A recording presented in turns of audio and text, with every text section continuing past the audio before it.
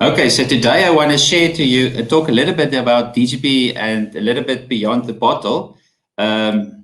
So DGB is a big private wine company in South Africa, and one of our main objectives is really to be a leader in sustainability in terms of everything. So I have a short video, and we have some issues, so I'm not sure if you can hear.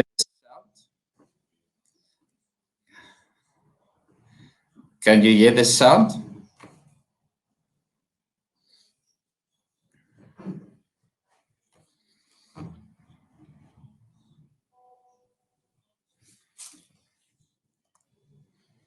So, sorry, the sound, there's an issue with the sound. So I think for us, if you talk about sustainability, and a lot of you have had a lot of talks about sustainability, it's for us, there's three pillars to that.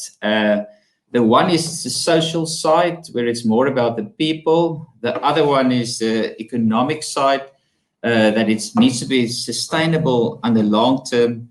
And the other one is the environmental side, looking at the resources. So if we talk about social, for us, it's about the quality of the life of the people around you that works for you, making sure in your circle, the education for the people is right, the development of the people in the communities, and there's equal opportunities for everybody, and then that the laws and ethics is in place. So that is the social side. If you look on the economic side, it's all about making sure that you're there in the next 10 years, that you're sustainable on the long term, that there's growth, there's long-term, long-range planning, you have cost savings in place, there's R&D, and taking consideration the cost of living. And then if you look at the environmental side, it is for us, it's about the resource management, the environmental protection, habit reservation and preservation. So making sure we save the water, we use less electricity, etc., etc., etc. So all these things overlaps, like social and economic is this, to make sure there's fair taxes, the business ethics is in place is very important for our company in terms of trade and workers' rights, etc., etc. And where the economic and sustainability overlaps is more about the energy efficiency and subsidies and tax breaks to be able to get your own solar panels and the thing about carbon credits. So, and then on the social side, where that overlaps with sustainability for us is that like the environmental laws, the public involvement, and then report and publish it, that everybody knows about it. So if we talk about sustainability, it's a holistic approach. So I think if you look at a company, as I said earlier, we're a wine company. We're very much focused on premium wine in South Africa. We have a few wineries and a few farms throughout the Western Cape. And so for us, it's important to make sure that the wine that the customer buys from us, they know it's sourced responsibly from the right farms and in the cellars, and wherever we work, we did everything we can to look after the environment. So one of the things that we said many years ago is we want to reduce our carbon footprint. So we started measuring it like 10 years ago. And now there's, we're striving to be a global industry environmental leader. So it is really important for our company. So if we look to sustainability, and if you look at the vineyard side in South Africa, around 10 years ago, they started the IPW, the Integrated Production of Wine System. And I actually started in 1998 when I just started working. And in the beginning, people were a bit negative about it, but the farmers really bought into it. And that's a point system where you have to comply, and they look at everything on your farm from before you start plowing the land. You have to do a study if you're allowed to plant the land. You cannot just plow out fynbos and then replant it with vineyards. You have to get an environmentalist to do a study. If there's any endangered species, they won't allow you. We just went through that process on one of our farms.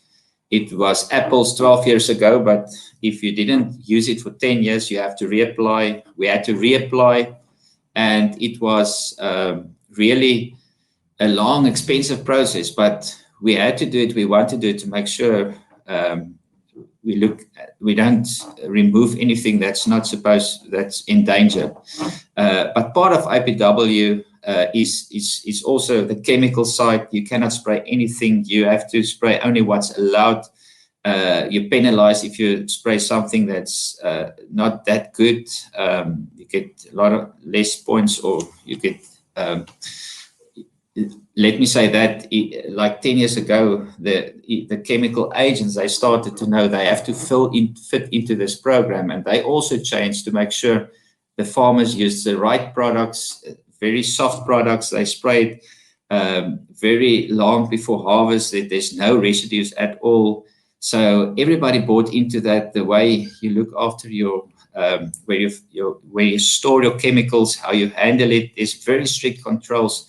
And in this system, you actually get audited around every 3 years, where they come and check that everything is in place, where you fill up and make your chemicals. There's a very strict control on that.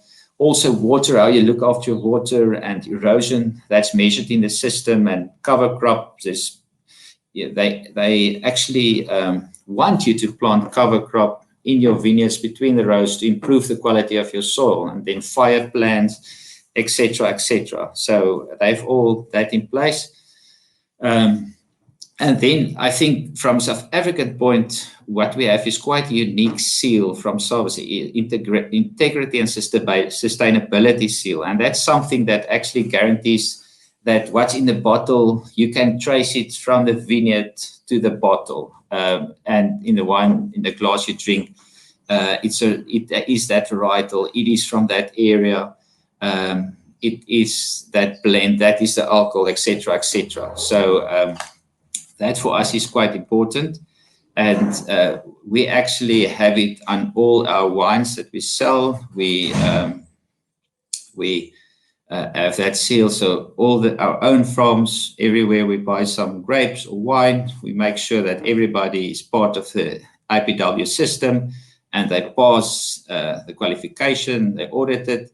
And then we can use that seal. And a lot of South Africans is using that seal. As I said earlier, the whole process started in 1998. And this is not only about the wine from this area, that blend, that alcohol. It's also integrating everything around the integrated production system on the farm. So it's something that we as South Africans are very proud of. Starting that long ago, and the farmers and winemakers really bought into this whole process. And then our Bosnell farm is one of our famous estates. There it's a massive focus to be the leader in this. So Bosnell is a conservation champion, WWF, where it's those farms that goes the extra mile, extra preservation of the fields, and how you look after your water, your plants. And this on the farm, they actually started very long ago with one of the things is to preserve water. Is not only to saving, to using less water, it's also making sure you get more water in the rivers, in the dams. And this South Africa, we have some areas where there's a lot of alien trees, and they use a lot of water that doesn't fit into the fynbos. South Africa, as you know, is a very, very rich floral kingdom. And that kingdom, I think, one of the 6 in the world, the smallest, but 70% of the plants you get in the floral kingdom, you don't get anywhere else in the world. So it's a very rich biodiversity. So, and the alien trees, they not good if there's fires. You can't control it that easy. It damages the other plants, and they almost kill it, as you can see on the picture. Nothing can grow underneath it. So it's a very expensive process that we started 15 years ago already, to get rid of these alien trees. And it was amazing to see in the middle of summer, in a warm, dry summer, when you remove the trees, suddenly there's just water from the mountain starting to flow down the streams again. So that is really amazing. And there's a few of those products in South Africa. And because we're actually a very dry country, every drop counts. So sustainability for us in the Western Cape and actually in South Africa, it's a lot also to do with make sure there's enough water in the long run. Put systems in place to make sure there's enough water. One of the things that we do in our vineyards is to make sure we have cover crops at the right places between the rows. So between every vineyard row, we plant different cover crops. This is radish. You can see it's quite big. So this really improves the structure of the soil. On this screen, you can see on the right everything we pack there to improve the moisture. This helps to, what we did there really helps to preserve the moisture. It helps that there's no unnecessary weeds growing. The struggle in South Africa, as I said, it's warm and dry, is the competition for water in summer.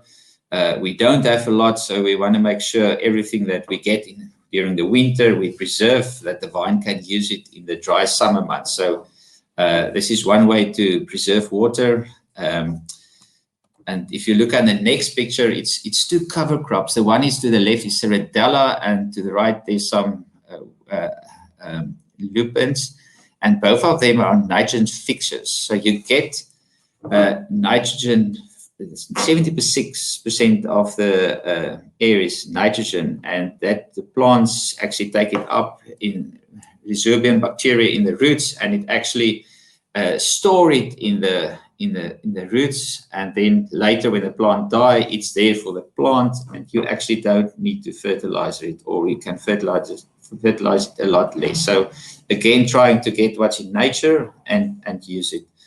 And then also what we do is one of the things we try to do is move more and more to manual weed killing rather than spraying. It's quite expensive and difficult in South Africa, but we have more farms that really moved in that direction. I think one of the issues we have all over the world, in some areas more than others, is the leaf roll virus. These beautiful red leaves. It's not only because of it looks good, but it's actually a virus, and it's not that great for quality on the long term. And one of the vectors for it is the mealybug that you can see on the right. It actually spread it between vines, and in the old days, the farmers had to spray very harsh chemicals to actually get rid of them. And when they sprayed, it actually killed all the good insects. So in the last 10 years, there's a big movement in South Africa and also on our farms we moved away from that, and now we're releasing the natural enemies of these mealybug. We release into the vineyards. They're very small, and there's different ways. They all work on different ways, how they actually make sure the mealybug is killed or they don't get more. There's just a few examples of it, and one of them is the beautiful ladybird.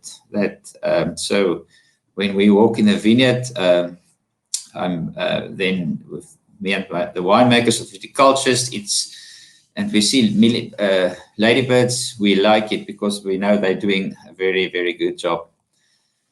So as I said earlier, the sustainability to make sure we do things right on the farms and in the cellars is actually to make sure that we're sustainable, selling the wines at the right prices, having strategies and everything in place. I think if we look on the social side for DGB and also for the South African wine industry, something that's very important for us is the VITA. It's a Wine and Agricultural Ethical Trade Association. And this association has made a big difference in Africa in terms of looking after the rights of the people, make sure people get paid a fair amount, their working conditions is fair, and everything, their working hours everything is in place. So that's we are very much part of it, and one of the first to ask all our growers to move to that certification where they get audited by objective companies, and then they get the certification. For us, if all our growers have that certification, because we want to know we source from people that look after their people, then the same BSCI, you might know that is actually very similar to Vita. And then one of the other things we part of and actually ask other people to join us is Stronger Together. I know the UK supermarkets is very involved, a very good project driving by them or by that body, and focusing on the social and labor awareness. Then also we're part of Fair Trade. One of the things that we were able to help with is a mobile library that went to schools with laptops and books, and it goes to rural communities where they didn't have enough of it or any of it, and moved one day at this school, the next day at that school, and it really made a very big difference to those people. Then another thing that we started 10 years ago is also, as I said, we wanted to reduce our carbon footprint, and bamboo is one of the very best ways to do that. It's the fastest growing plant on earth. So it uses a lot more carbon than any other plant because it grows so fast. And we actually did a planting of 14 hectares around 10 years ago. In the Eastern Cape, there's a lot of poverty, and people don't have enough work, and part also to create more jobs and to lower our carbon footprint. And this is the plantation, and next year we plan to harvest it to create some jobs for the people in the community, and also for our carbon footprint. So this at the time was the biggest plantation in South Africa. And it's just a pilot project to see if that can make a difference in an area where there's a lot of land and not many options. So we're quite excited about it, and we look forward to see what the future holds for that. And then I think the thing for South Africa, as I said earlier, is really water and protecting it, and make sure we save as much of it as we can. We keep our rivers and mountain areas clean of alien plants. And in the vineyards, this big, we use a lot of technology measuring to make sure we don't waste water, don't irrigate too early or don't irrigate too much. The cover crops that we plant, it's not only for the nutrients, it's also to suppress the weeds that you don't have to spray between the roads. It works fantastic. But another advantage of that is that you actually can get a lot of save a lot of water, because the soil temperature is a lot cooler where you have the cover crop. We've measured it a few times, and because it's cooler, there's also a lot more life below the soil. So just for us, in the last 10 years, we really took down our average water use in the cellars. It's also a big focus for us, sustainability. We use water savers, different ways of cleaning the cellar to make, and the gardens, irrigating less to make sure we use less. So at this stage, we use about 3.6 liters for every liter product produced, compared to industry average that's over 6. So it's a big aim for us. South Africa, we had a major drought in 2018 where everybody just realized how scarce water were. We were very close to a day zero where we didn't have water for anything in any town. And it was a big shock for a lot of people, and it turned a lot of people, changed a lot of people's mindset to think different about that. Then water is the one thing. The other thing is the environmental stability in terms of energy. And this is where we invested heavily in solar panels. 40% of our energy is from solar panels now. We have it at 3 plants, and we're one of the biggest that installed. And yeah, it made a big difference, and we're actually planning to expand it. It was quite expensive at the time. It's getting less expensive, but we have the sun and we can use it more and more. So very excited about that. Yeah, if we look at recycling, it's also close to our heart. 30 to 40% of our glass is used in the production of our bottles. It's recycled glass. So that was a movement. We're also part of a company that do the recycling. And then, yeah, if you look at bottles, we also moved away from heavyweight bottles. Currently, 66% of our bottles is lightweight, and only 24% is heavyweight, and 10% is more standard. And lightweight is between 350 and 430 grams. We were the first in Africa to use a 450-gram bottle, and we also won a Green Awards for our lightweight effort a few years ago. So not only looking at water, electricity, but also recycling and glass waste. So wherever we can make a difference, we try to do it. So yeah, so maybe to conclude, what we try to do is to make all those wines sustainably, but not only sustainably in terms of energy, water, but also ethically sourced, using 100% GMO-free components, and we're also 100% friendly in our wines. 40% is sourced from renewable solar energy, as I said, and we're driving more lightweight and 100% recycled packaging in our wines so that we can reach our goal in further reducing our carbon emissions. So we measure scope 1, 2, and 3, and we try to take it down. And then water efficiency is also a major focus, as you can see. So from a company point of view, this is really our focus, apart from making sure that we, obviously our passion is to create fantastic wines. We source vineyards from all over the Western Cape. Mostly we go to the vineyards close to the sea, higher up in the mountain where it's cooler. So we want to make really exceptional wines, but also want to make sure it's sustainable on the long term for the environment and for the people that we work with. So thank you very much. I'll just see if there's more questions.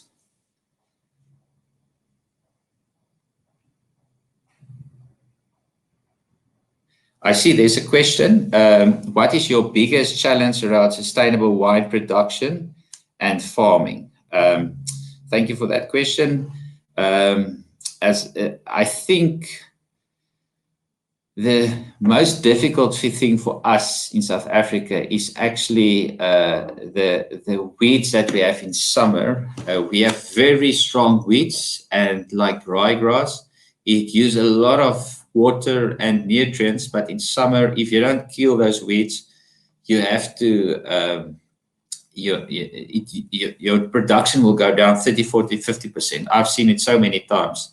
So getting rid of all the weeds in summer is, without chemicals, is extremely expensive for a lot of the farmers. So that's why they're trialing with cover crop, putting it on the bunkie. Sometimes they cut it and put it on the bunkie with one of those. The machines that plow the land below the vine in the row, it's sometimes very rocky and it's difficult to work. So it's very difficult to move 100% away from weeds, although it's a big thing that we try to aim for. And then the other challenge is water in the dry years. So we learned a lot when we had one of our most severe droughts ever in terms of how to farm with a vineyard. There we saw the importance of cover crop. We saw the importance of selecting the right rootstock, because some rootstocks is better at handling drought than others.